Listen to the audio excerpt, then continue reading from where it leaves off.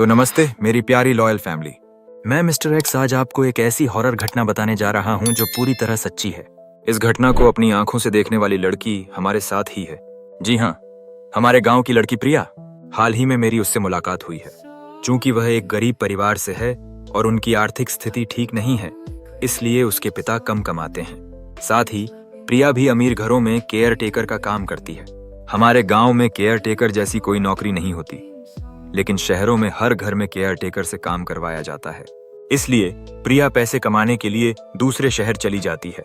जिस घर में वह काम करने गई, वहां उसने देखा कि उस घर का लड़का पिछले 2 साल से दिमाग की किसी बीमारी से परेशान है। उसके पिता उसका इलाज करवाकर थक चुके थे। उसी लड़के की देखभाल के लिए प्रिया को वहां बुलाया गया था। प्रिया राजस्थान से हैदराबाद गई क्योंकि वह एक बहुत अमीर परिवार था और उसे अच्छे पैसे ऑफर किए गए थे।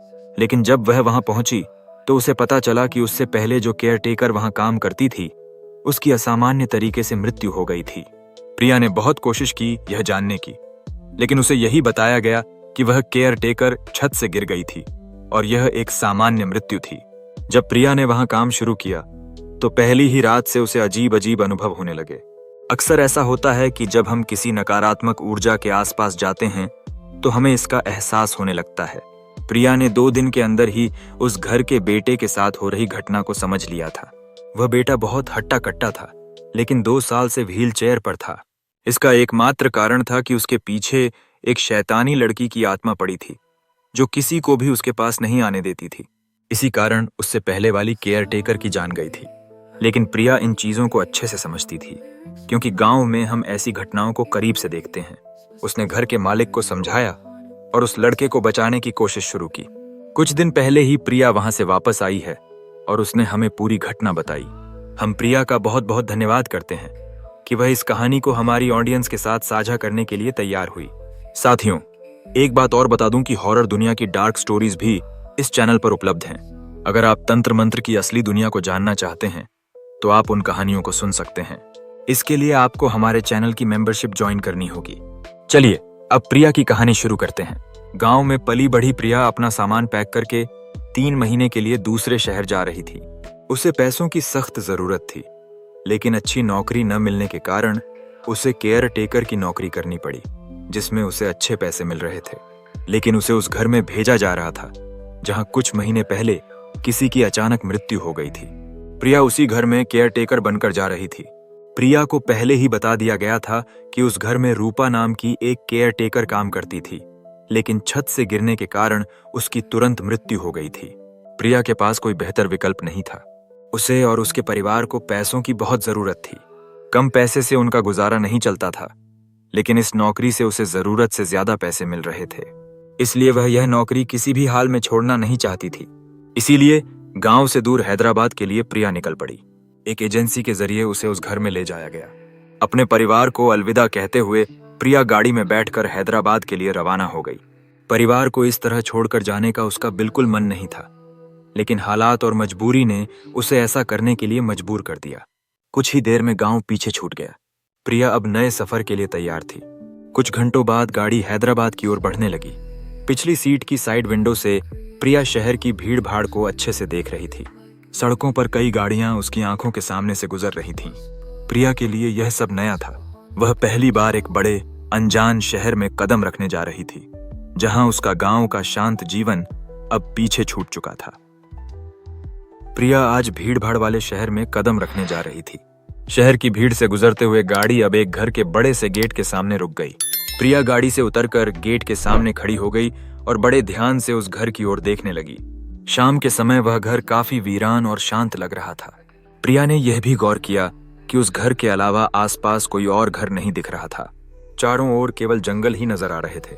वहां खूबसूरती के साथ साथ एक अजीब सा सन्नाटा भी था, जिसे प्रिया साफ महसूस कर रही थी। ड्राइवर के वहां से जाने के बाद प्रिया गेट खोलकर घर की ओर बढ़ने लगी। वह दरवाजे के पास पहुंची और एक दस्तक दी, लेकिन जैसे ही उसने दरवाजा खटखटाया, उसके मन में एक अजीब सी बेचैनी जाग उठी। न जाने क्यों अब उसका मन वहां से भागने को कह रहा था। तभी एक लगभग 60 साल का आदमी दरवाजा खोलकर प्रिया की ओर सवालिया नजरों से देखने लगा। प्रिया ने उसे अपना आईडी कार्ड दिखाते हुए पूछा, क्या आप ही प्रकाश चंद हैं? उस आदमी ने आईडी कार्ड देखकर हाँ में जवाब दिया और प्रिया को अंदर आने के लिए कहा। प्रिया ने अपने कदम घर के अंदर बढ़ाए। अंदर से यह घर देखने में बहुत खूबसूरत था, लेकिन माहौल में एक अजीब सी शांति थी। घर में 2 नौकर मोहन और गीता काम में व्यस्त थे। इनके अलावा कोई और व्यक्ति या परिवार का सदस्य नजर नहीं आ रहा था। महंगे फर्नीचर और सामान होने के बावजूद घर में एक खालीपन सा महसूस हो रहा था, जैसे वहां सदियों से कोई नहीं रहता हो। प्रिया को कुछ ऐसा ही एहसास हो रहा था। तभी प्रकाश चंद प्रिया को एक कमरे में ले गए। उस कमरे में एक लगभग 30 साल का व्यक्ति व्हील चेयर पर बैठा हुआ था, जो किसी किताब को बड़े ध्यान से पढ़ रहा था। लेकिन कदमों की आहट ने उसका ध्यान भटका दिया। उसने पीछे मुड़कर देखा तो सामने प्रकाश और प्रिया खड़े थे। वह व्यक्ति प्रिया को नाराजगी भरी नजरों से घूरने लगा। प्रकाश चंद ने कहा, यह प्रिया है, नई केयर टेकर। अब से यह तुम्हारा ध्यान रखेगी। उन्होंने आगे कहा, प्रिया, यह यश है, मेरा बेटा। आज से तुम इसकी केयर टेकर बनकर अपनी ड्यूटी करोगी। मेरे न होने पर तुम इसका अच्छे से ख्याल रखना। यह सुनकर यश ने रूखे लहजे में कहा, डैड, मुझे आपसे अकेले में बात करनी है। प्लीज इसे अभी मेरे कमरे से बाहर ले जाइए। और यह सुनकर प्रिया को एक पल के लिए लगा कि शायद यह नौकरी उसके हाथ से चली जाएगी, लेकिन प्रकाश चंद के कहने पर उसे चुपचाप कमरे से बाहर जाना पड़ा। प्रिया के बाहर जाते ही प्रकाश चंद ने कमरे का दरवाजा बंद कर लिया। प्रिया को यह सब बहुत अजीब लग रहा था, लेकिन तभी उसे उन दोनों की बातचीत की आवाज सुनाई दी। हालांकि उसे कुछ साफ सुनाई नहीं दे रहा था, फिर भी उसने धीरे से दरवाजे पर कान लगाकर उनकी बातें सुनने की कोशिश की। यश ने आपत्ति जताते हुए कहा, मुझे किसी की जरूरत नहीं है डैड, आप तुरंत प्रिया को यहां से भेज दीजिए। इस पर प्रकाश चंद बोले, पागल मत बनो, मैं बिजनेस के काम से हर वक्त बाहर रहता हूँ। यहाँ के नौकर घर के काम में व्यस्त रहते हैं। मैं तुम्हें इतनी गंभीर हालत में अकेले नहीं छोड़ सकता। जब तक तुम पूरी तरह ठीक नहीं हो जाते, मैं तुम्हें इन नौकरों के भरोसे नहीं छोड़ सकता। यश ने जवाब दिया, अगर आप मुझे इस तरह एक अनजान लड़की के भरोसे छोड़ देंगे तो मैं कभी भी पूरी तरह ठीक नहीं हो पाऊंगा। आप समझते क्यों नहीं? वह मुझे किसी और के साथ नहीं देख सकती। भूल गए रूपा के साथ क्या हुआ था? क्या आप वह गलती फिर से दोहराना चाहते हैं? प्रकाश चंद ने कहा, अरे वह कौन है जो तुम्हारी यह हालत कर रही है, जो तुम्हें किसी और के साथ नहीं देख सकती? मैंने तो उसे आज तक तुम्हारे साथ नहीं देखा। तुम किस लड़की का जिक्र करते रहते हो जो वास्तव में दिखाई नहीं देती? यश ने जवाब दिया, आप नहीं समझेंगे डैड, आपको काम से फुर्सत मिले तभी तो मेरी तकलीफ समझ पाएंगे। प्रिया मेरी केयर टेकर बनकर यहाँ नहीं रहेगी। आप इसे तुरंत यहाँ से भेज दीजिए। प्रकाश चंद ने सख्त लहजे में कहा, नहीं, अब से प्रिया यहीं रहेगी, तुम्हारी केयर टेकर बनकर। तुम उसके साथ तमीज से पेश आओगे, वरना मुझे मजबूरन तुम्हारी दिमागी हालत के लिए किसी डॉक्टर से बात करनी पड़ेगी। अगर तुम ऐसा नहीं चाहते तो मेरे कहे अनुसार चलना होगा। यह कहकर प्रकाश चंद ने अपना फैसला सुनाते हुए कमरे का दरवाजा खोलने की तैयारी की। प्रिया तुरंत दरवाजे से हट गई, लेकिन वह उनकी सारी बातें सुन चुकी थी। तभी प्रकाश चंद दरवाजा खोलकर बाहर आए और प्रिया से बोले, मैं काम के सिलसिले में अक्सर शहर से बाहर रहता हूँ। मैं चाहता हूँ कि तुम मेरे बेटे यश का अच्छे से ध्यान रखो, उसे वक्त पर दवाइयां देते रहना। यह कहते हुए प्रकाश चंद ने एक कागज का नोट प्रिया के हाथ में थमाया और बोले, इसमें दवाइयों के नाम हैं और यह भी लिखा है कि कौन सी दवाई कब और किस वक्त देनी है। और सबसे बड़ी बात जो मैं तुमसे कहने जा रहा हूं, प्रकाश चंद ने कहा। प्रिया ने पूछा, कौन सी बात? प्रकाश चंद बोले, तुम्हें सिर्फ यश का ख्याल ही नहीं रखना है, बल्कि उस पर हर वक्त नजर भी रखनी होगी और फोन पर मुझे उसके बारे में बताते रहना होगा। प्रकाश की यह बात सुनकर प्रिया थोड़ा हैरान हो गई। उसने आश्चर्य से पूछा, आप मुझे उस पर नजर रखने के लिए कह रहे हैं, लेकिन क्यों? ये प्रकाश चंद ने जवाब दिया, देखो, मैं जानता हूं कि यह तुम्हारे लिए अजीब है, लेकिन मैं उसका पिता हूं। एक पिता होने के नाते अपने बेटे के लिए अतिरिक्त सावधान रहना मेरा पूरा हक है। सुना है तुम्हें पैसों की बहुत जरूरत है, मैं तुम्हें इस काम के लिए अतिरिक्त पैसे दे सकता हूं। क्या तुम यह करोगी? प्रिया के मन में अब भी कई सवाल घूम रहे थे, लेकिन अतिरिक्त पैसे की बात सुनकर उसने हाँ कह दिया। फिर उसने सवाल करते हुए पूछा, पहले मैं आपसे कुछ जानना चाहती हूँ। प्रकाश चंद ने कहा, पूछो, क्या जानना है? प्रिया बोली, मैंने अभी थोड़ी देर पहले आप दोनों की बातें सुनी थी जिसमें रूपा का जिक्र हुआ था। मैं जानना चाहती हूँ कि रूपा के साथ ऐसा क्या हुआ था। क्या उसकी मौत सचमुच छत से गिरने की वजह से हुई थी? प्रकाश चंद ने कहा, तुम शक कर रही हो? प्रिया ने जवाब दिया, नहीं, मैं शक नहीं कर रही, मैं बस रूपा की मौत का कारण जानना चाहती हूँ। प्रकाश चंद बोले, तुम्हें पहले ही बता दिया गया था कि रूपा की मौत छत से गिरने की वजह से हुई थी। इससे ज्यादा और क्या जानना है? मेरी प्रिया ने फिर पूछा। तो फिर आपके बेटे यश ने ऐसा क्यों कहा कि भूल गए रूपा के साथ क्या हुआ था? और आखिर उन्होंने ऐसा क्यों कहा? और मेरे यहाँ रहने से उन्हें क्यों आपत्ति है? प्रकाश चंद ने जवाब दिया, दरअसल कई महीनों से मेरे बेटे की मानसिक हालत ठीक नहीं है। वह आजकल ऐसी बातें करता रहता है, किसी लड़की का जिक्र करता रहता है। उसकी इसी मानसिक स्थिति की वजह से उसके स्वास्थ्य पर गहरा असर पड़ा है। न तो वह चल पाता है, न कुछ कर पाता है। इसलिए मैं चाहता हूं कि तुम उस पर नजर रखो, कहीं वह कुछ गलत न कर बैठे। प्रकाश चंद की बातों को समझते हुए प्रिया इस काम के लिए पूरी तरह राजी हो गई। प्रकाश चंद ने आगे कहा, कल सुबह मैं काम के लिए निकल जाऊंगा। मेरे जाने के बाद तुम यश का हर चीज का ध्यान रखना और मुझे निराश मत करना। अगर किसी चीज की जरूरत हो या मदद चाहिए तो इन नौकरों से पूछ लेना। प्रिया ने जवाब दिया, आप चिंता मत कीजिए, आप निश्चिंत होकर जाइए, मैं अपनी ड्यूटी अच्छे से निभाऊंगी। यह कहने के बाद प्रिया ने अपने पिता को फोन करके खबर दी कि वह अपनी जगह पर पहुंच चुकी है। रात हो चुकी थी और रात के खाने के बाद यश की दवाई का समय भी हो गया था। प्रिया हाथ में दवाई और पानी का गिलास लिए यश के कमरे की ओर बढ़ने लगी। तभी मोहन ने उसे रोकते हुए कहा, रहने दीजिए, यह मुझे दे दीजिए, मैं यश साहब को दे दूंगा। प्रिया ने कहा, क्यों? मैं यश की केयरटेकर हूं। प्रकाश सर ने मुझे साफ कहा है कि उनकी दवाइयों का ध्यान रखना और उन्हें दवाई देना मेरी ड्यूटी है। मैं ही जाकर यश जी को दवाई दूंगी। मोहन ने कहा, देखिए, इस वक्त आपके लिए उनके कमरे में जाना ठीक नहीं होगा। कल सुबह आप ही चले जाना उन्हें दवाई देने। प्रिया को अब मोहन की आंखों में एक अजीब सा डर दिखाई दिया। फिर भी उसने जिद पकड़ते हुए कहा, रहने दीजिए, मैं खुद उन्हें दवाई देने जाऊंगी। मोहन ने थोड़ा घबराते हुए कहा, अरे आप समझ क्यों नहीं रही हैं? इस वक्त उनके कमरे में जाना आपके लिए बिल्कुल ठीक नहीं होगा। प्रिया ने सवाल किया, क्या मतलब, क्यों ठीक नहीं होगा? मोहन ने धीमी आवाज में कहा, रात के समय यश साहब के कमरे में किसी भी लड़की का जाना ठीक नहीं है, क्योंकि हर रात उनके कमरे में वह उनके साथ मौजूद रहती है। इसलिए मेरी बात मानिए और यह दवाई मुझे दे दीजिए। प्रिया ने हैरान होकर पूछा, क्यों? कौन है उनके कमरे में? मैंने तो किसी को उनके कमरे की ओर जाते नहीं देखा। तुम किसकी बात कर रहे हो? इससे पहले कि मोहन प्रिया के सवाल का जवाब दे पाता, तभी प्रकाश चंद वहां आ पहुंचे और मोहन को डांटते हुए बोले, तुम्हारी इन्हीं बातों की वजह से मेरे बेटे की मानसिक स्थिति बिगड़ गई है। तुमने वादा किया था कि तुम दोबारा ऐसी फालतू बातें नहीं करोगे। मोहन ने माफी मांगते हुए कहा, माफ कीजिए साहब, मैं तो बस उन्हें दवाई देने जा रहा था।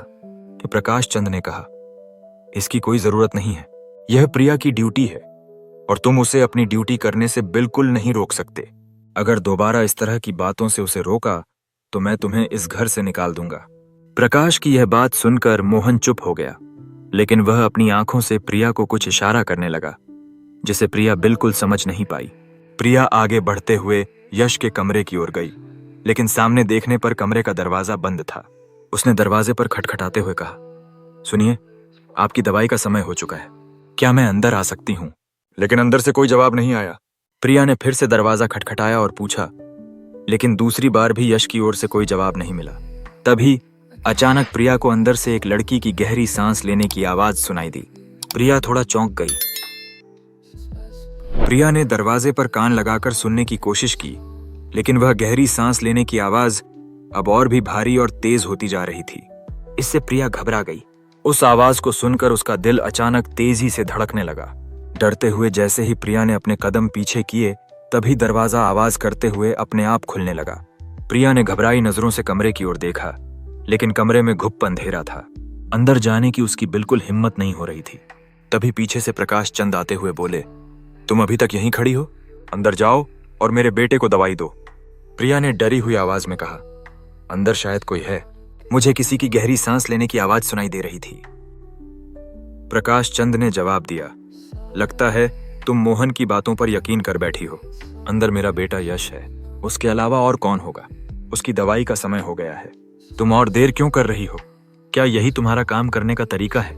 प्रिया अपनी नौकरी की खातिर अंदर जाने लगी और कमरे में प्रवेश करते ही उसने लाइट ऑन कर दी। लाइट जलते ही कमरा रोशनी से भर गया, लेकिन तभी यश अचानक प्रिया पर भड़कते हुए बोला, तुम्हारी हिम्मत कैसे हुई मेरी इजाजत के बिना मेरे कमरे में घुसने की, वह भी इतनी रात में? जाओ यहां से। प्रिया ने सहमते हुए कहा, शांत हो जाइए, मैं तो बस आपको दवाई देने आई थी। यह कहते हुए जैसे ही प्रिया ने यश के करीब जाकर पानी का गिलास बढ़ाया, तभी यश ने प्रिया का हाथ जोर से पीछे झटक दिया। इससे पानी का गिलास जमीन पर गिरकर टूट गया। यश का यह व्यवहार देखकर प्रकाश चंद वहां आ पहुंचे और अपने बेटे को डांटते हुए बोले, यह क्या बदतमीजी है यश, इससे माफी मांगो। यश ने कहा, पहले आप इसे तुरंत इस कमरे से बाहर निकालिए और मुझसे दूर रखिए। भले ही यश गुस्से में बोल रहा था, लेकिन उसके चेहरे पर डर साफ दिखाई दे रहा था। प्रिया की नजर अचानक यश के गले पर गई, जहां खरोंच के गहरे निशान नजर आए। तभी प्रकाश ने अपने बेटे से दोबारा कहा, क्या तुमने सुना नहीं? मैं क्या कह रहा हूं? इससे माफी मांगो। यश ने गुस्से भरी नजरों से प्रिया की ओर देखते हुए कहा, माफी तो इसे मांगनी चाहिए, जो मेरी बिना इजाजत कमरे में घुस आई। प्रकाश ने जवाब दिया, वह अपनी ड्यूटी कर रही थी। माफी तुम्हें मांगनी चाहिए अपने इस व्यवहार के लिए। यह तब तक तुम्हारे कमरे से नहीं जाएगी जब तक तुम इससे माफी नहीं मांग लेते। पिता की यह बात सुनकर यश का गुस्सा और बढ़ गया, लेकिन वह उस समय प्रिया को कमरे से बाहर करना चाहता था। इसलिए बड़े रूखे लहजे में उसने प्रिया से सॉरी कह दिया। यश के माफी मांगने के बाद प्रकाश ने प्रिया को कमरे से बाहर भेज दिया और जाते वक्त अपने बेटे से कहा, अगर दोबारा तुमने प्रिया के साथ ऐसा व्यवहार किया तो मुझसे बुरा कोई नहीं होगा। यह कहकर प्रकाश भी कमरे से बाहर चले गए। प्रकाश के जाते ही कमरे में अचानक एक अजीब सी ठंडक छा गई। थोड़ी देर बाद मोहन यश के कमरे में आया। जमीन पर बिखरे कांच को उठाने के लिए जैसे ही वह झुका, यश ने उसे रोकते हुए कहा, रुको, क्या कर रहे हो तुम? मोहन ने जवाब दिया, जी, जमीन पर कांच के टुकड़े बिखरे हैं, इन्हें साफ करने आया हूं। यश ने डरी हुई आवाज में कहा, रहने दो, मत करो अभी, जाओ यहां से, मुझे अकेला छोड़ दो। मोहन ने कहा, प्रकाश साहब ने इसे साफ करने को कहा है, मैं इसे बिना साफ किए नहीं जा सकता। यह कहते हुए मोहन जमीन पर पड़े कांच को उठाने के लिए नीचे झुका, लेकिन जैसे ही वह झुका, उसे बिस्तर के नीचे कुछ दिखाई दिया। बिस्तर के नीचे गहरा अंधेरा था और उसी अंधेरे में मोहन को दो भयानक चमकती हुई आंखें दिखाई दीं। उन आंखों के साथ एक डरावनी मुस्कान भी नजर आई। यह देखकर मोहन खौफ से जमीन पर जमकर बैठ गया। तभी बिस्तर के नीचे से दो लंबे सफेद हाथ अंधेरे से बाहर निकलते हुए मोहन की ओर बढ़ने लगे। यह देखकर मोहन डर के मारे वहीं जम गया। मोहन के चेहरे पर खौफ देखते हुए यश ने कहा, मैंने मना किया था ना यहां आने के लिए। तभी प्रिया वहां आ पहुंची। मोहन को इस तरह जमीन पर बैठा देखकर उसने कहा, प्रकाश सर पूछ रहे हैं, साफ हो गया? लेकिन मोहन को जैसे होश ही नहीं था। वह बस खौफ भरी नजरों से बिस्तर के नीचे देखे जा रहा था। प्रिया ने उसे झकझोरते हुए कहा, अरे मोहन, कुछ तो जवाब दो। और यह क्या, तुमने अभी तक कांच नहीं उठाया? प्रिया के इतना बोलते ही मोहन होश में आया और बिखरे कांच को जल्दी जल्दी उठाने लगा। मोहन को इस तरह हड़बड़ाते देख प्रिया ने कहा, अरे ध्यान से, वरना कांच चुभ जाएगा। लेकिन मोहन अब एक पल भी उस कमरे में रुकना नहीं चाहता था। वह तुरंत सारा कांच उठाकर दौड़ता हुआ कमरे से बाहर चला गया। तभी यश ने प्रिया से कहा, तुम भी चली जाओ यहां से। प्रिया ने जब यश की ओर देखा तो उसकी आंखों में एक अजीब सा डर दिखाई दिया। प्रिया बिना कुछ बोले चुपचाप कमरे से बाहर चली गई। कमरे से बाहर जाते ही दरवाजा धीरे धीरे कमरे का दरवाजा अपने आप बंद हो गया। इस नए शहर और नए घर में प्रिया की पहली रात बीतने वाली थी। प्रकाश चंद ने उसे सोने के लिए एक कमरा दे दिया, जो ठीक यश के कमरे के पास था। इससे बीच रात में अगर कोई हलचल हो या यश को मदद की जरूरत पड़े तो प्रिया को तुरंत खबर हो सके। साथ ही यश पर नजर रखने में भी प्रिया को थोड़ी आसानी होगी। कुछ ही घंटों में प्रिया को गहरी नींद आ गई। नींद में डूबी प्रिया के कानों में अचानक एक औरत की भारी आवाज गूंजी, जो कह रही थी, तेरी हिम्मत कैसे हुई यश के कमरे में आने की? चली जा इस घर से। यह सुनते ही प्रिया ने तुरंत आंखें खोल दी, लेकिन कमरे में कोई भी नजर नहीं आया। प्रिया सोचने लगी, यह कैसी आवाज थी जो मैंने सुना? क्या वह मेरा भ्रम था या कुछ और? वह यह सब सोच ही रही थी कि तभी कमरे के दरवाजे पर खटखटाने की आवाज आई। प्रिया ने उठकर दरवाजा खोला, लेकिन सामने कोई नहीं था। तभी अचानक उसे पायल की छनकने की आवाज सुनाई दी। उस आवाज का पीछा करते हुए प्रिया कमरे से बाहर आई। तभी उसे एक लंबे बालों वाली औरत दिखाई दी, जो धीरे धीरे यश के कमरे की ओर बढ़ रही थी। प्रिया ने घड़ी देखी, रात के 3 बज रहे थे। वह सोचने लगी, यह कौन है? इतनी रात को यश के कमरे में क्यों जा रही है? क्या मुझे प्रकाश सर को इस बारे में बताना चाहिए? प्रिया यह सब सोच ही रही थी कि वह औरत यश के कमरे के दरवाजे तक पहुंच गई। प्रिया ने उसे आवाज दी, रुको, तुम कौन हो और इतनी रात को इस घर में कैसे घुस गई? लेकिन वह औरत बिना जवाब दिए दरवाजा खोलने लगी। प्रिया ने उसके पीछे कदम बढ़ाते हुए कहा। मैंने कहा रुको, वरना मैं प्रकाश सर को तुम्हारे बारे में बता दूंगी। लेकिन वह औरत बिना कुछ बोले यश के कमरे में चली गई। प्रिया भी तुरंत उसके पीछे कमरे में दाखिल हुई, लेकिन अंधेरे में उसे कुछ दिखाई नहीं दिया। उसने तुरंत लाइट ऑन की और कमरे के चारों ओर नजर दौड़ाई, लेकिन वह लंबे बालों वाली औरत कहीं नजर नहीं आई। कमरे में यश के अलावा कोई और मौजूद नहीं था। प्रिया हैरान होकर सोचने लगी, अभी अभी तो मेरी आंखों के सामने वह दरवाजा खोलकर अंदर गई थी, फिर अचानक कहां गायब हो गई। कि वह इसी सोच में डूबी थी कि रोशनी की वजह से यश की नींद खुल गई। यश ने गुस्से से कहा, तुम फिर आ गई? अरे तुम्हारी दिक्कत क्या है? जितनी बार यहां आने से मना करूं उतनी बार तुम आ जाती हो। मैंने बोला था ना कि रात के समय मुझे कमरे में अकेला छोड़ दिया करो। प्रिया ने जवाब दिया, मैंने अभी अभी किसी औरत को आपके कमरे की ओर जाते देखा था, लेकिन अब वह मुझे यहाँ नजर नहीं आ रही। यश ने कहा, यह तुम्हारी पहली रात है, आगे आगे तुम्हें बहुत कुछ दिखेगा जिसे तुम शब्दों में बयान नहीं कर पाओगी। और यश की यह अजीब बात सुनकर प्रिया ने पूछा, क्यों? क्या अजीब दिखेगा?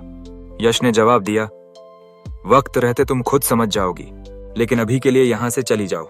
यह कहकर यश फिर से सोने लगा। प्रिया अपने कमरे में सोने के लिए वापस आ गई, लेकिन लाख कोशिशों के बावजूद उसे नींद नहीं आई। उसके दिमाग में एक ही सवाल बार बार आ रहा था, वह लंबे बालों वाली औरत इस घर में कैसे घुसी? प्रिया ने सोचा, घर का मुख्य दरवाजा बंद था, खिड़कियां भी बंद थीं, फिर वह औरत अचानक घर में कैसे घुसी? और सबसे बड़ा सवाल, यश के कमरे में जाते ही वह गायब कैसे हो गई? क्या सचमुच मैंने कोई औरत देखी थी या यह मेरा भ्रम था? ये सवाल प्रिया को पूरी रात परेशान करते रहे, लेकिन दिमाग पर जोर न डालते हुए उसने इस बारे में सोचना बंद कर दिया और फिर से सोने की कोशिश करने लगी।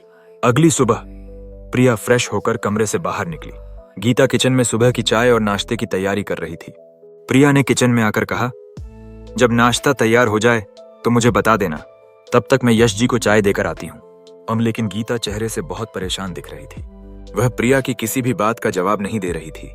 प्रिया ने गौर करते हुए पूछा, तुम इतनी परेशान क्यों दिख रही हो? सब ठीक है ना?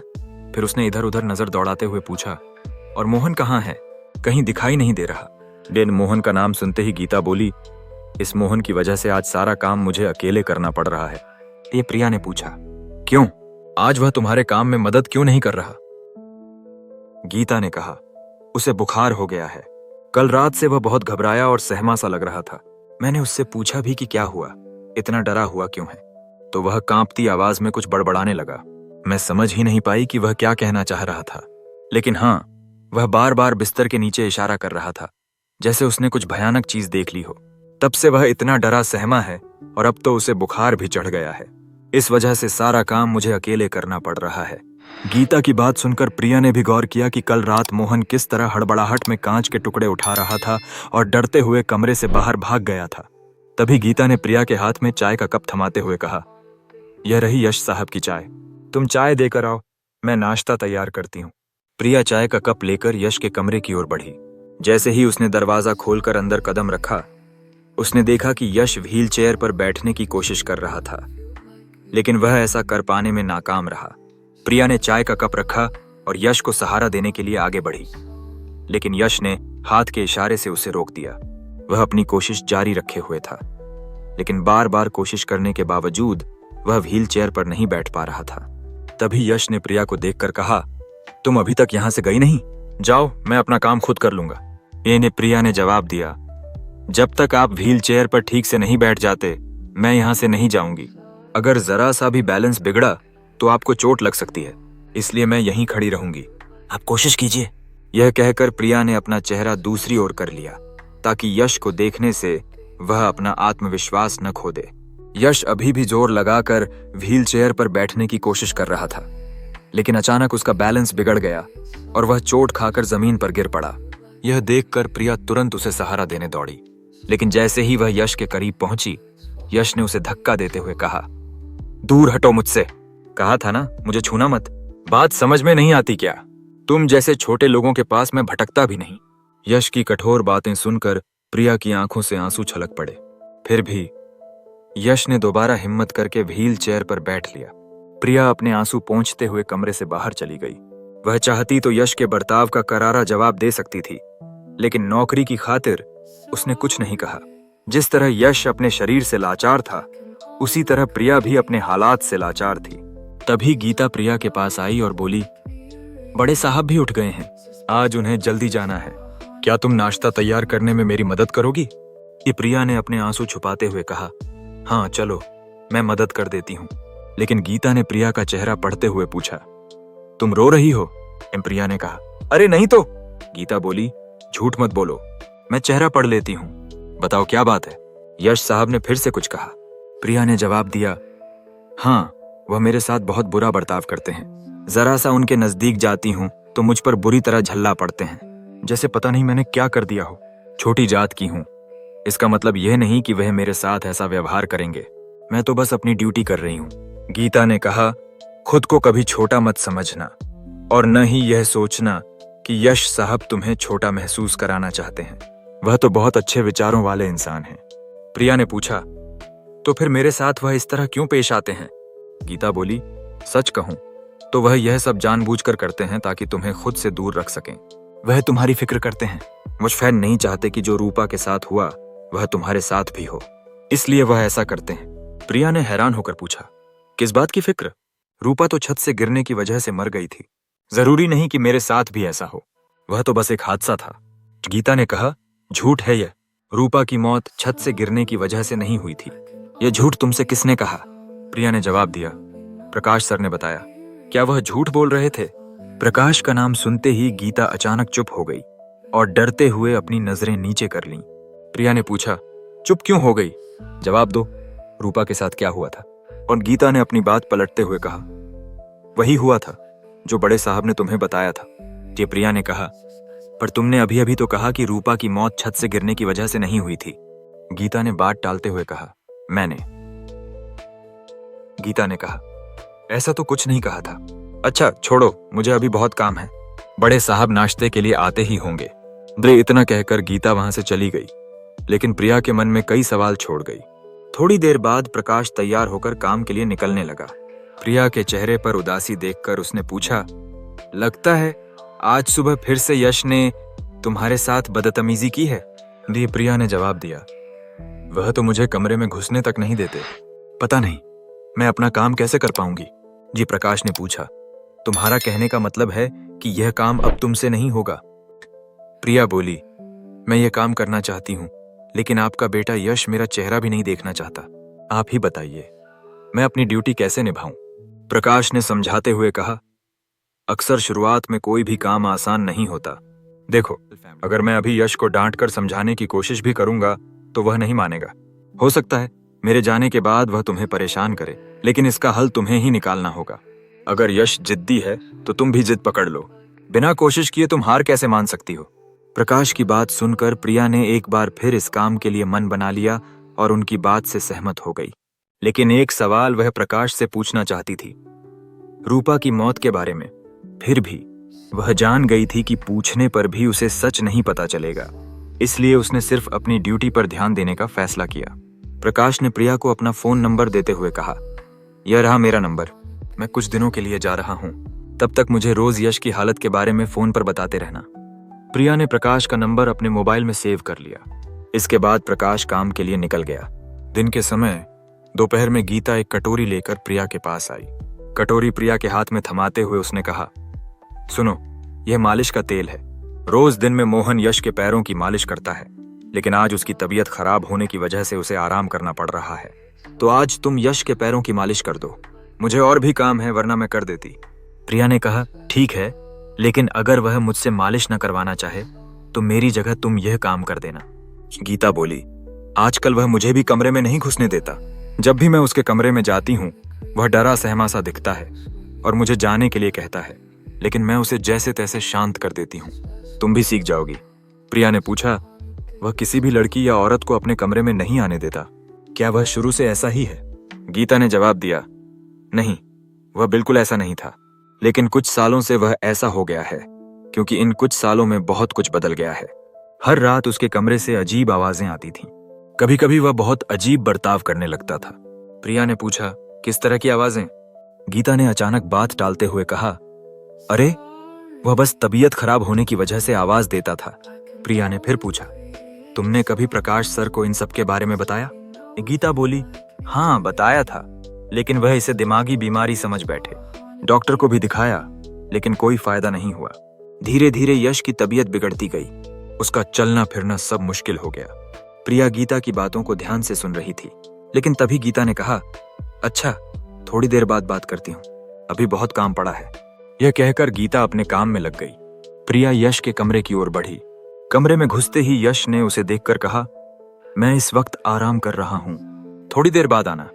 प्रिया ने जवाब दिया, आपके पैरों की मालिश का समय हो गया है, इसलिए मैं यहाँ आई हूँ। यश बोला, तो तुम्हारी जगह मोहन को आना चाहिए। प्रिया ने कहा, आज मोहन की तबीयत ठीक नहीं है, इसलिए मैं आपके पैरों की मालिश करूंगी। मोहन की खराब तबीयत की बात सुनकर यश के चेहरे पर अचानक डर का भाव उभर आया। उसने घबराते हुए कहा, यह उसी का काम होगा। इस कमरे में वह मेरे अलावा किसी और को बर्दाश्त नहीं कर सकती। प्रिया हैरान होकर यश की बात सुन रही थी। उसने पूछा, आप किसकी बात कर रहे हैं? यश ने डरी हुई आवाज में कहा, वही जो इस वक्त इस कमरे में मौजूद है। प्रिया ने इधर उधर देखते हुए कहा, कौन मौजूद है यहाँ? मुझे तो कोई नजर नहीं आ रहा। आप किसकी बात कर रहे हैं?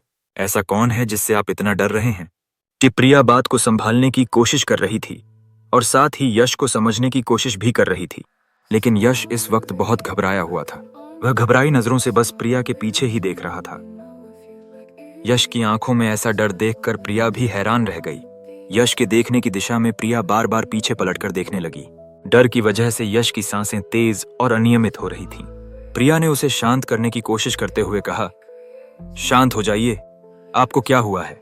यश ने प्रिया के पीछे इशारा करते हुए कहा, वह तुम्हारे पीछे खड़ी है, वह तुम्हें यहां से जाने के लिए कह रही है, जाओ यहां से। पूज प्रिया ने दोबारा पीछे पलटकर देखा और बोली, मेरे पीछे कोई नहीं है, आपको क्या हुआ है? घबराहट की वजह से यश की तबीयत और बिगड़ने लगी। प्रिया ने तुरंत गीता को पुकारा, गीता जल्दी आओ, यश जी की तबीयत ठीक नहीं है। लेकिन अगले ही पल कुछ ऐसा हुआ जिसकी प्रिया को बिल्कुल खबर नहीं थी। अचानक उसे अपनी कलाई पर एक ठंडी पकड़ का एहसास हुआ। जब उसने गौर किया तो देखा कि यह पकड़ यश की थी। यश का पूरा शरीर बर्फ की तरह ठंडा हो गया था। उसकी मजबूत पकड़ से प्रिया का हाथ दर्द करने लगा। प्रिया ने अपना हाथ खींचते हुए कहा, मेरा हाथ छोड़िए, आपको क्या हो गया है? आप यह सब मुझे कमरे से भेजने के लिए कर रहे हैं ना? छोड़िए मेरा हाथ। लेकिन अगले ही पल यश अचानक अपने दोनों पैरों पर खड़ा हो गया। यह देखकर प्रिया दंग रह गई। जो यश चलने की हालत में नहीं था, वह आज अपने पैरों पर खड़ा था। लेकिन तभी प्रिया ने देखा कि यश का चेहरा धीरे धीरे नीला पड़ रहा था और उसकी आंखों की पुतलियां धीरे धीरे गायब हो रही थीं। यश का यह रूप देखकर प्रिया अंदर तक सहम गई। उसने कांपती आवाज में पूछा, यश आपके चेहरे को क्या हो गया है? तभी यश ने एक औरत की भारी आवाज में कहा, दूर हट यश से, वरना तेरा गला काट दूंगी। यह सुनकर प्रिया डर के मारे चीख पड़ी, लेकिन तभी यश ने उसका गला मजबूती से दबोच लिया, जिससे उसकी चीख दब गई। यश का चेहरा अब पूरी तरह डरावना हो चुका था। उसकी आंखें पूरी तरह सफेद हो गई थीं और उसका चेहरा नीला पड़ चुका था। वह भयानक आवाज में गुर्राते हुए प्रिया का गला दबाए हुए था। धीरे धीरे प्रिया की आंखें बंद होने लगीं। तभी गीता वहां आ पहुंची और यश के माथे पर हाथ रखकर भगवान के मंत्रों का जाप करने लगी।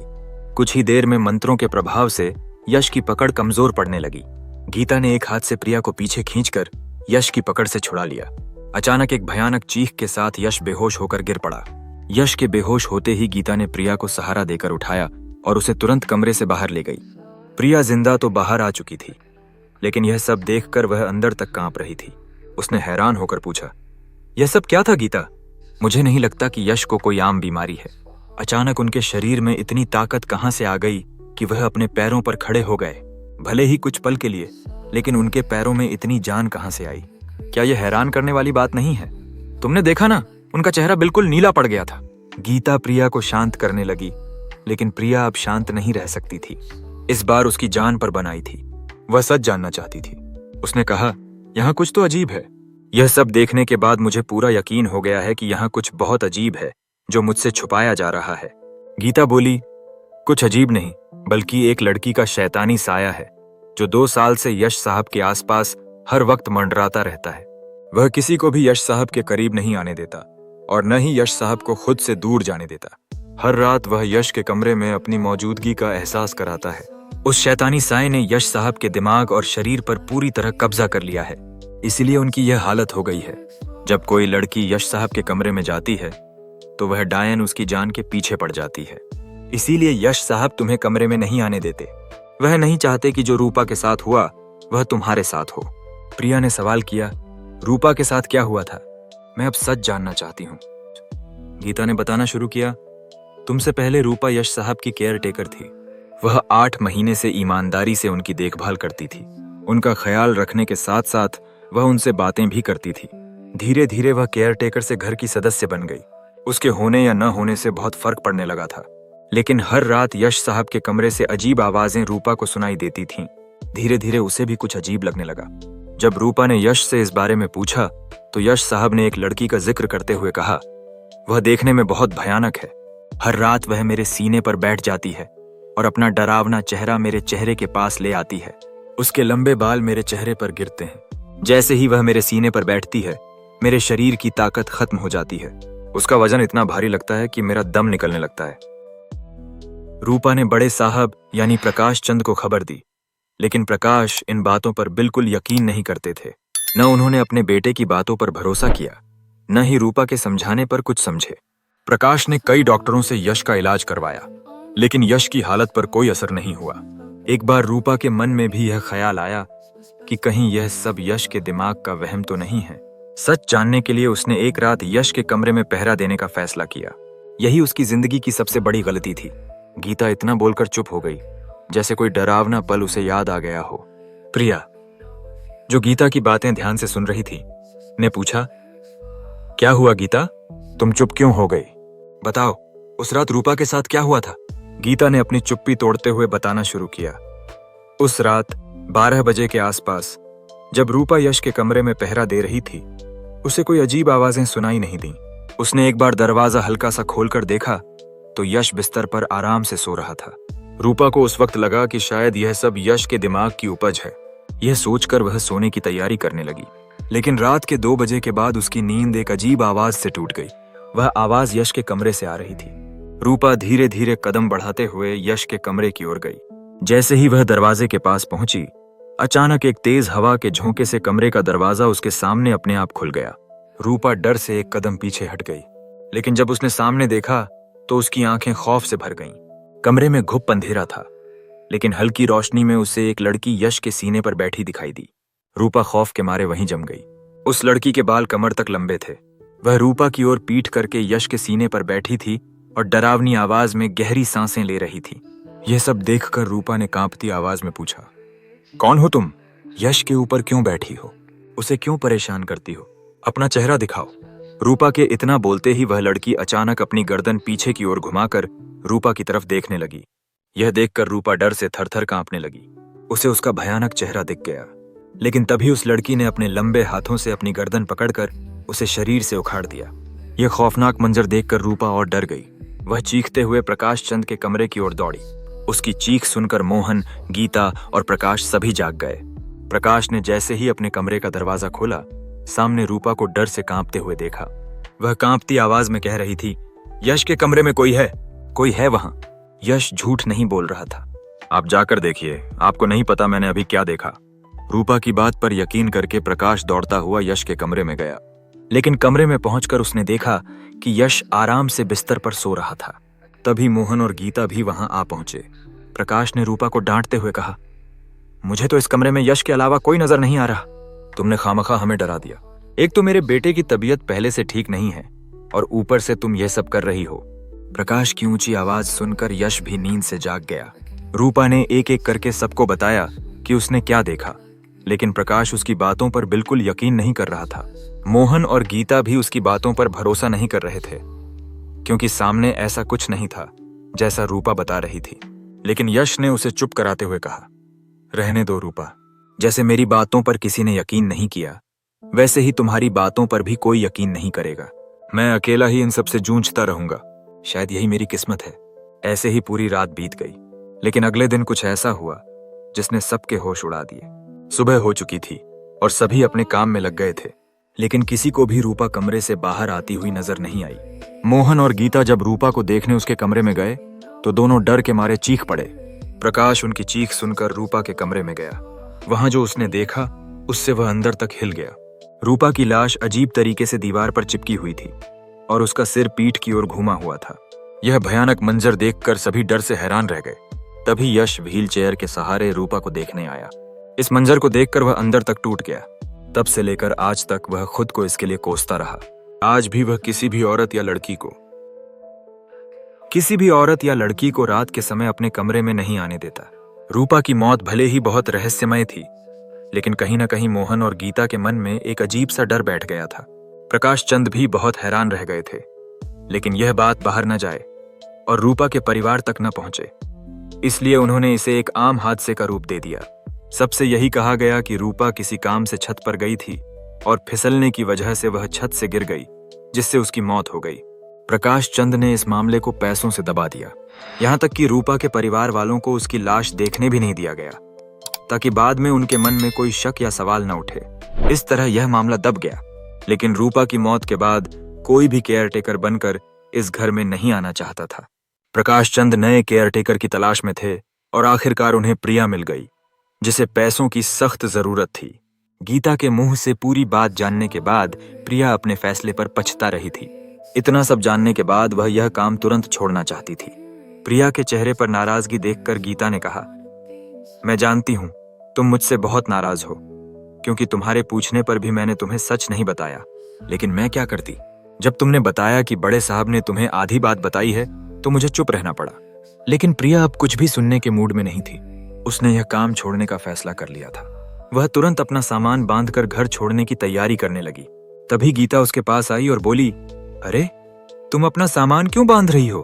कि प्रिया ने जवाब दिया, क्योंकि मैं अभी इसी वक्त यह घर छोड़कर गांव वापस जा रही हूँ। मुझे यहाँ किसी की भी केयर टेकर नहीं बनना। मेरे लिए पैसों से ज्यादा अपनी जान बचाना जरूरी है। गीता ने कहा, ऐसा मत करो। अगर तुम यह घर छोड़कर चली गई तो हम बड़े साहब को क्या जवाब देंगे? अगर उन्हें शक हो गया कि मैंने तुम्हें वह सारी बातें बता दी जो नहीं बतानी थीं, तो वह मुझे और मोहन को घर से निकाल देंगे। कोई प्रिया बोली, तुम चिंता मत करो, मैं किसी से कुछ नहीं कहूंगी। मैं प्रकाश सर को बताकर नहीं जा रही। जब वह यहाँ आएंगे और तुमसे पूछेंगे तो बता देना कि प्रिया अपने काम से खुश नहीं थी, इसलिए बिना खबर किए गांव चली गई। प्रिया इस वक्त बहुत गुस्से में थी। वह जैसे ही सामान पैक करके घर से निकलने वाली थी, तभी उसके पिता का फोन आ गया। प्रिया ने कॉल रिसीव करते हुए कहा, हाँ बाबा बोलिए। उसके पिता ने कहा, बस तेरा हाल चाल पूछने के लिए फोन किया था। प्रिया बोली, बाबा मैं गांव वापस आ रही हूँ। मैं इस काम से बिल्कुल खुश नहीं हूँ। उसके पिता ने पूछा, लेकिन क्यों बेटा? ऐसी क्या बात हो गई कि तू इस काम से खुश नहीं है? पैसे तो वक्त पर भेजते हैं। तू तो जानती है कि बड़ी मुश्किल से तुझे यह नौकरी मिली है। इसे ऐसे मत छोड़। अगर तूने यह नौकरी छोड़ दी तो मैं अपने कर्ज कैसे चुकाऊंगा? थोड़ा सोच बेटा, जल्दबाजी में कोई फैसला मत लेना। पिता की बात सुनकर प्रिया अपने फैसले पर दोबारा सोचने लगी। वह चाहती तो उन्हें इस काम को छोड़ने का असली कारण बता सकती थी, लेकिन वह अपने परिवार को चिंता में नहीं डालना चाहती थी। प्रिया अब एक अजीब दुविधा में फंस गई थी और गीता उसकी यह मजबूरी साफ देख रही थी। शाम हो चुकी थी। प्रिया चुपचाप अपने कमरे में बैठी अपनी किस्मत को कोस रही थी।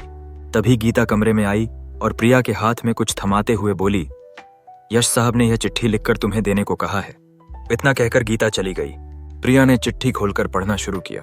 उसमें लिखा था, मैं जान गया हूं कि आज दिन में तुम्हारे साथ क्या हुआ था, लेकिन यकीन मानो वह मैं नहीं था जो तुम्हें चोट पहुंचा रहा था। भले ही मैंने तुम्हारे साथ बदतमीजी की हो, लेकिन सच कहूं यह सब तुम्हें मुझसे दूर रखने के लिए था, ताकि मेरी वजह से तुम्हें कोई खतरा ना हो। लेकिन जिसका डर था वही हुआ। मेरी तुमसे एक विनती है कि तुम यह घर अभी के अभी छोड़कर गांव वापस चली जाओ। चिट्ठी पढ़ते ही प्रिया गुस्से में आ गई और उसने चिट्ठी फाड़ दी। गुस्से भरे अंदाज में वह यश के कमरे में चली गई। प्रिया को अचानक कमरे में आता देख यश थोड़ा हैरान रह गया। वह उसके चेहरे पर गुस्सा साफ देख सकता था। प्रिया ने कहा, चुप क्यों हो गए? अब मुझे बेइज्जत नहीं करेंगे? यश ने जवाब दिया, देखो इस वक्त मैं तुमसे कुछ भी कहने की हालत में नहीं हूं। बस इतना चाहता हूं कि तुम अभी के अभी यह घर छोड़कर चली जाओ। प्रिया ने झल्लाते हुए कहा, चली जाऊं? आप अमीरों के लिए कितना आसान है कहना कि नौकरी छोड़ दो। कभी पैसों से गंभीर मामले दबा दो तो कभी पैसे देकर मुसीबत में डाल दो। हम गांव वालों की जान की जैसे कोई कीमत ही नहीं है। मैं कितनी उम्मीदों के साथ यहाँ काम करने आई थी। अपना परिवार, घर और गांव छोड़कर यहाँ ड्यूटी करने आई थी। लेकिन मुझे नहीं पता था कि जिन पैसों के लिए मैं इतना कुछ छोड़कर आई वही मेरी जान पर बनाएंगे। यश ने कहा, तुम्हारा गुस्सा बिल्कुल जायज है, इसलिए कह रहा हूं, यह काम छोड़ दो और गांव वापस लौट जाओ। प्रिया बोली, जिस तरह आप शरीर से लाचार हैं, वैसे ही मैं अपने हालात से लाचार हूं। चाहकर भी मैं अब इस काम से पीछे नहीं हट सकती। यश ने पूछा, तो यहां रहकर क्या करोगी? अपनी जान जोखिम में डालोगी? प्रिया ने जवाब दिया, और कोई रास्ता भी तो मेरे पास नहीं है, लेकिन मैं कायरों की तरह भागने वालों में से नहीं हूं। यहां आई हूं तो अपना काम पूरा करके ही जाऊंगी। यश ने कहा, मैं कुछ समझा नहीं, तुम क्या कह रही हो? प्रिया बोली, आपको कोई आम बीमारी नहीं है। मैं जान गई हूं कि एक लड़की का शैतानी साया आपके पीछे पड़ा है। मैं यह भी जानती हूं कि वह अभी भी इसी कमरे में मौजूद है, लेकिन मेरे दिल में अब पहले जैसा डर नहीं है। मैंने जिंदगी में इतने उतार चढ़ाव देखे हैं कि अब किसी से डर नहीं लगता। मुझे बुरी शक्ति से ज्यादा भगवान की शक्ति पर यकीन है। आपको भी भगवान की शक्ति पर भरोसा करना होगा, तभी मैं आपकी मदद कर पाऊंगी। लेकिन अगर आप यूं ही डरते रहे या हार मानकर बैठे रहे, तो मैं तो क्या, कोई भी आपकी मदद नहीं कर पाएगा। यश ने पूछा, कहना क्या चाह रही हो? क्या तुम मेरी मदद कर सकती हो? पुनः प्रिया ने कहा, जी, मैं कोशिश जरूर कर सकती हूँ, लेकिन इसमें आपको मेरा साथ देना होगा। अब आपको बताना होगा कि यह लड़की का शैतानी साया कब से आपके पीछे पड़ा है और क्यों सिर्फ आपके पीछे पड़ा है। प्रिया के इतना पूछते ही कमरे की बत्ती अचानक जलने बुझने लगी और एक डरावना माहौल छा गया। उस माहौल में एक अजीब सी ठंडक दोनों को महसूस होने लगी। यश डर के मारे सहम गया, लेकिन प्रिया ने उसे हिम्मत देते हुए कहा, डरिए मत। वह अपनी मौजूदगी का एहसास कराना चाहती है। वह हमें डराना चाहती है ताकि हम डर कर कमजोर पड़ जाएं। तभी अगले पल यश के कंधों पर एक भारी वजन महसूस होने लगा। उसके दोनों कंधे नीचे की ओर झुक गए और उसका सिर भी नीचे लटक गया। यश के मुंह से आवाज तक नहीं निकल रही थी, लेकिन हिम्मत जुटाकर उसने प्रिया से कहा, वह इस वक्त मेरे कंधों पर बैठी है। कमरे की लाइट बार बार जल बुझ रही थी। उस जलती बुझती रोशनी में प्रिया को अचानक यश के कंधों पर एक डरावनी लड़की बैठी दिखाई दी, जो देखने में बेहद भयानक थी। उसकी सफेद आंखें रोशनी में चमक रही थीं और उसके चेहरे पर एक शैतानी मुस्कान थी। यह सब देखकर प्रिया डर से सन्न रह गई, लेकिन अपने डर पर काबू पाते हुए प्रिया ने कहा, छोड़ दो इसे, इसने तुम्हारा क्या बिगाड़ा है? आखिर इसे क्यों नहीं छोड़ती? प्रिया के इतना कहते ही खिड़की के शीशे तेज शोर के साथ टूटने लगे। सारा कांच जमीन पर बिखर गया। प्रिया घबराकर कमरे से बाहर चली गई। उसे लगा कि अगर वह एक पल और वहां रुकी तो यश की जान को खतरा हो सकता है। कमरे से बाहर आकर प्रिया मन ही मन यश के लिए दुखी थी। उसे इस तकलीफ में देखकर वह अंदर से रो रही थी। तभी उसे एक ख्याल आया। उसने तुरंत प्रकाश चंद का नंबर डायल किया और उन्हें सब बताने का फैसला किया। प्रकाश ने फोन उठाते हुए कहा, हेलो प्रिया, सब ठीक है? यश ठीक है, से प्रिया बोली। कुछ भी ठीक नहीं है, आप बस इतना बताइए कि इस वक्त आप कहाँ हैं? प्रकाश ने कहा, एक मीटिंग खत्म करके मैं अभी दूसरे शहर के लिए निकलने वाला हूँ। क्यों, क्या हुआ? तुम आवाज से इतनी घबराई हुई क्यों लग रही हो? यश ठीक है ना? उसे कुछ हुआ तो नहीं? प्रिया ने कहा, यही तो बताने के लिए आपको फोन किया है। जो मैं आपको बताने जा रही हूँ उस पर आपको विश्वास करना होगा। ये इतना कहते ही प्रिया सब कुछ बताने लगी। सब सुनने के बाद प्रकाश बोले, मैं यह सब नहीं मानता, तुम्हें जरूर कोई धोखा हुआ है। प्रिया ने कहा, मुझे कोई धोखा नहीं हुआ। धोखे में तो आप जी रहे हैं, यह सोचकर कि आपका बेटा ठीक हो जाएगा। इस वक्त उस पर कोई दवा या इलाज काम नहीं करेगा। हमें किसी और तरीके से यश को इस मुसीबत से छुटकारा दिलाना होगा। अगर आपने विश्वास करने में और देर की तो आपके बेटे की जान भी जा सकती है। अपने बेटे के बारे में ऐसी बात सुनकर प्रकाश चिंतित हो गए। उन्होंने कहा, ठीक है, मैं थोड़ी देर में घर पहुंचता हूं, फिर देखते हैं कि क्या करना है। जाऊं? आप अमीरों के लिए कितना आसान है कहना कि नौकरी छोड़ दो। कभी पैसों से गंभीर मामले दबा दो तो कभी पैसे देकर मुसीबत में डाल दो। हम गांव वालों की जान की जैसे कोई कीमत ही नहीं है। मैं कितनी उम्मीदों के साथ यहाँ काम करने आई थी। अपना परिवार, घर और गांव छोड़कर यहाँ ड्यूटी करने आई थी, लेकिन मुझे नहीं पता था कि जिन पैसों के लिए मैं इतना कुछ छोड़कर आई वही मेरी जान पर बनाएंगे। यश ने कहा, तुम्हारा गुस्सा बिल्कुल जायज है, इसलिए कह रहा हूं, यह काम छोड़ दो और गांव वापस लौट जाओ। प्रिया बोली, जिस तरह आप शरीर से लाचार हैं, वैसे ही मैं अपने हालात से लाचार हूं। चाहकर भी मैं अब इस काम से पीछे नहीं हट सकती। यश ने पूछा, तो यहाँ रहकर क्या करोगी? अपनी जान जोखिम में डालोगी? प्रिया ने जवाब दिया, और कोई रास्ता भी तो मेरे पास नहीं है, लेकिन मैं कायरों की तरह भागने वालों में से नहीं हूँ। यहाँ आई हूँ तो अपना काम पूरा करके ही जाऊंगी।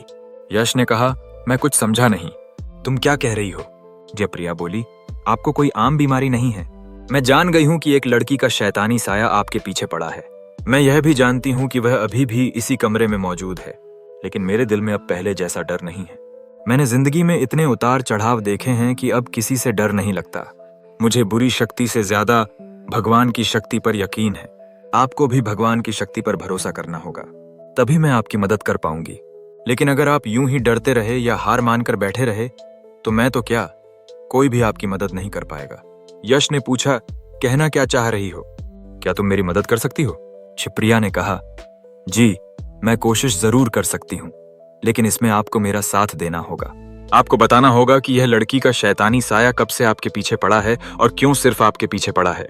प्रिया के इतना पूछते ही कमरे की बत्ती अचानक जलने बुझने लगी और एक डरावना माहौल छा गया। उस माहौल में एक अजीब सी ठंडक दोनों को महसूस होने लगी। यश डर के मारे सहम गया, लेकिन प्रिया ने उसे हिम्मत देते हुए कहा, डरिए मत। वह अपनी मौजूदगी का एहसास कराना चाहती है। वह हमें डराना चाहती है ताकि हम डर कर कमजोर पड़ जाएं।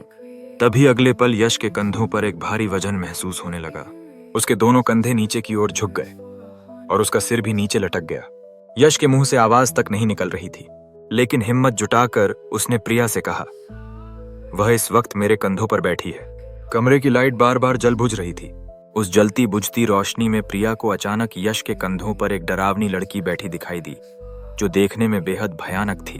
उसकी सफेद आंखें रोशनी में चमक रही थीं और उसके चेहरे पर एक शैतानी मुस्कान थी। यह सब देखकर प्रिया डर से सन्न रह गई, लेकिन अपने डर पर काबू पाते हुए प्रिया ने कहा, छोड़ दो इसे, इसने तुम्हारा क्या बिगाड़ा है? आखिर इसे क्यों नहीं छोड़ती?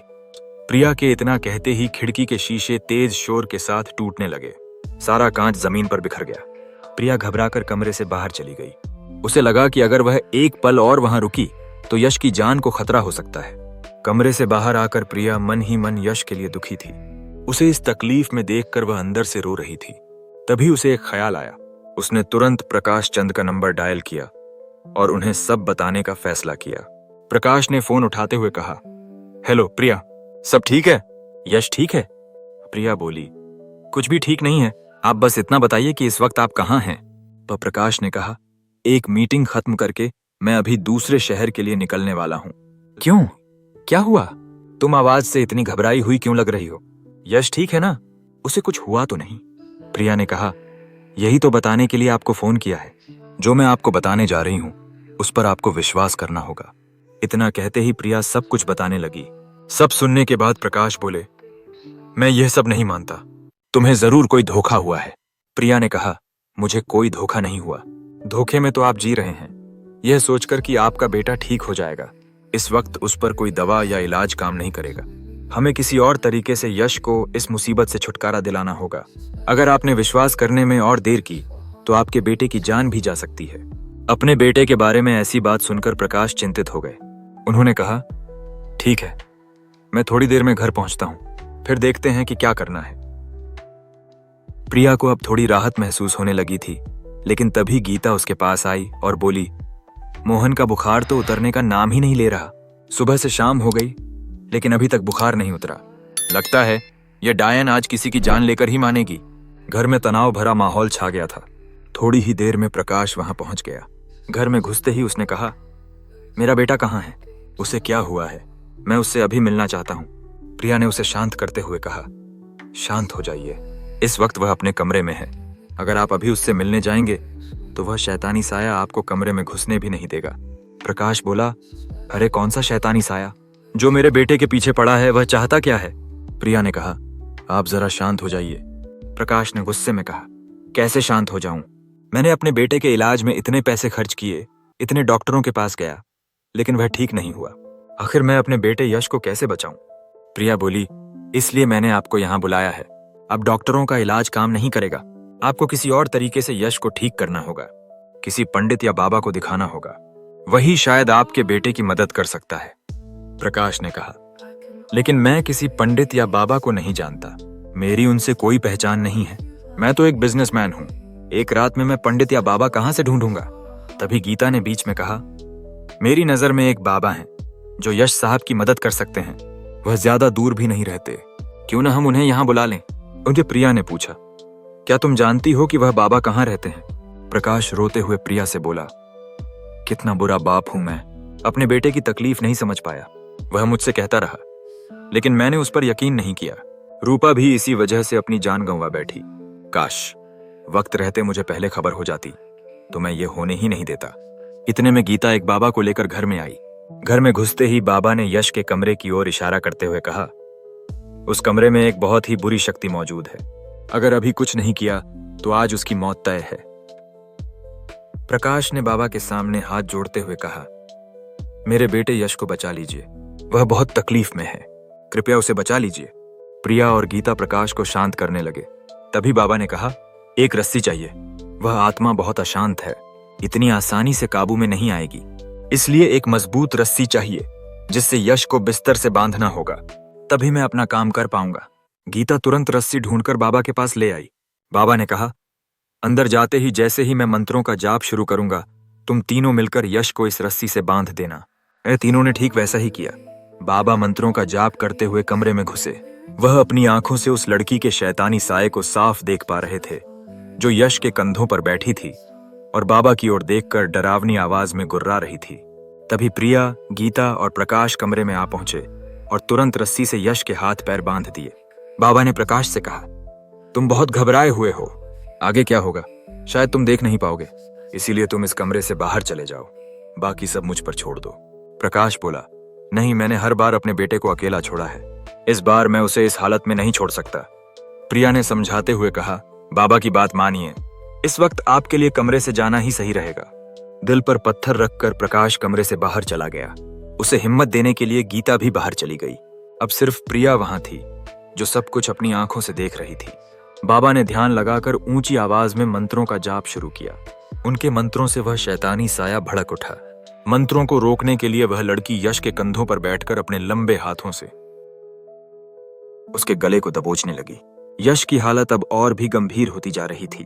उस लड़की ने शैतानी आवाज में कहा, बंद कर यह मंत्रों का जाप, वरना मैं इसका सिर शरीर से उखाड़ दूंगी। यह कहते ही वह यश के सिर को ऊपर की ओर खींचने लगी। यह देखकर प्रिया का दिल दहल गया, लेकिन बाबा ने अपने मंत्रों का जाप बंद नहीं किया। धीरे धीरे उस लड़की की शक्ति कमजोर होने लगी। बाबा ने उस शैतानी साये से पूछा, क्यों इसके पीछे पड़ी है? उस लड़की ने भारी आवाज में जवाब दिया, मैं इसके पीछे नहीं पड़ी थी, यह मेरे पास खुद चलकर आया था। इस घर के पास आगे जाकर एक जंगल पड़ता है। एक रात यह उसी जंगल में घूमने आया था और एक पेड़ के नीचे खड़ा हो गया। तभी मैंने इसे अपने साथ ले जाने का फैसला कर लिया। तब से मैं रोज इसके आसपास मंडराती रहती हूँ। धीरे धीरे मैंने इसके शरीर पर पूरा कब्जा कर लिया, लेकिन यह मेरा वजन सहन नहीं कर पाया और इसके शरीर की ताकत खत्म होने लगी। इतना कहते ही वह डायन जोर जोर से हंसने लगी। तभी बाबा ने अपनी थाली से एक शीशे की बोतल निकाली और एक मुट्ठी भस्म ली। विशेष मंत्रों का जाप करते हुए बाबा ने वह भस्म उस लड़की पर फेंक दिया। भस्म पड़ते ही वह डायन तड़पने लगी। तड़पते हुए वह शैतानी साया एक सफेद धुएं में बदलकर उस शीशे की बोतल में कैद हो गया। देखते ही देखते कमरे में शांति छा गई।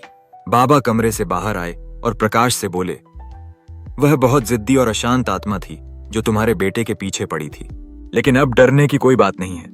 मैंने उसे इस शीशे की बोतल में कैद कर लिया है। अगली बार ध्यान रखना, उस जंगल में जाने से पहले गले में भगवान की माला जरूर पहन लेना और कोशिश करना कि रात के समय उस जंगल की ओर न जाओ, क्योंकि ऐसी जगहों पर दुष्ट आत्माएं वास करती हैं। वे दिखाई तो नहीं देती, लेकिन शरीर पर कब्जा कर लेती हैं। अगली सुबह मोहन की तबीयत भी ठीक हो गई। प्रिया अपनी ड्यूटी पर फिर से लग गई। कुछ महीनों तक वह यश की देखभाल करती रही। इस बार डॉक्टरों के इलाज से यश धीरे धीरे ठीक होने लगा। देखते ही देखते कुछ महीनों में यश पूरी तरह ठीक हो गया। इसके बाद प्रिया भी अपने गांव वापस चली गई। साथियों, अक्सर अमीरों के घरों में ऐसा ही होता है। जब उनके ऊपर कोई बाधा या आत्मा का साया आ जाता है तो वे इन चीजों को जल्दी नहीं मानते, क्योंकि वे बहुत मॉडर्न और पढ़े लिखे हैं। इतना बड़ा बिजनेस खड़ा किया है, पैसे वाले हैं, तो वे भला इन चीजों पर क्यों यकीन करेंगे? वे यही मानते हैं कि पैसे से हर बीमारी का इलाज हो सकता है। हालांकि यह बात सही है कि हमें डॉक्टर के पास जाना चाहिए। कई बार इंसान को डिप्रेशन, एंजाइटी जैसी समस्याएं भी हो सकती हैं। मन ही मन इन चीजों पर विचार करने से तकलीफ बढ़ती जाती है। अगर हम डॉक्टर को दिखाने के बजाय तांत्रिक या ओझा के पास भटकते रहे तो हम अपने प्रियजनों को खो सकते हैं। दूसरी बात, आज के जमाने में यह जानना भी जरूरी है कि 90% बाबा फ्रॉड होते हैं। आज के समय में किसी सिद्ध बाबा को ढूंढना बहुत मुश्किल है। इसलिए मैं कहता हूं कि आपको हमेशा भगवान की पूजा पाठ करनी चाहिए, और भक्ति में विश्वास रखना चाहिए, ताकि अगर कोई ऐसी आत्मा आपके पल्ले पड़ भी जाए तो वह आपका कुछ नहीं बिगाड़ पाएगी। भगवान स्वयं आपकी रक्षा करेंगे और आपको किसी बाबा के पास जाने की जरूरत नहीं पड़ेगी। उम्मीद है यह कहानी आपको बहुत पसंद आई होगी। अब कुछ साथियों के नाम लेते हैं।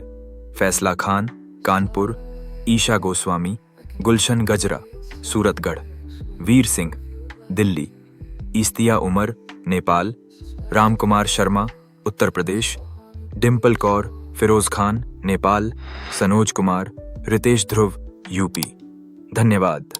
मिलते हैं एक नई हॉरर घटना के साथ।